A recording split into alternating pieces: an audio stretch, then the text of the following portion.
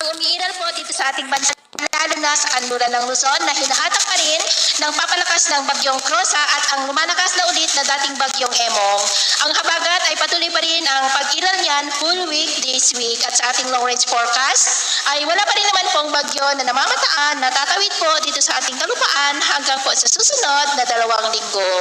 At sa lagay ng ating panahon, ngayong madaling araw ay maayos naman pong panahon sa malaking bahagi ng bansa pero dahil sa habagat ay may mga isolated rain sa may Ilocos Region, Cordillera, Central Luzon, lalo sa Kanluran, Metro Manila, Occidental Mindoro, Aklan at Tawi-Tawi. At mamaya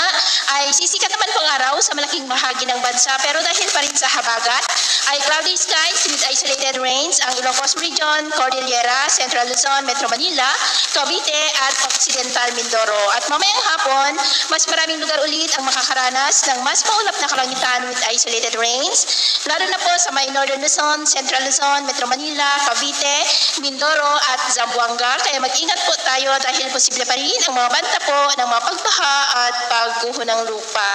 At sa ating naman pong mga baybayin, dahil sa habagat ay maalon po ngayon sa kanlurang baybayin ng Northern Luzon, Central Luzon, Extreme Northern Luzon Seaboard, Nasugbu, Lubang Island at Mamburao dahil ang mga alon dyan ay posible po na aabot hanggang po sa 1.8 to 3.5 meters height. Kaya hanggat maaari po ay iwasan na muna natin ang papalaot dyan sa mga may kulay pula para mas makaiwas sa mga sakunang pangkaragatan.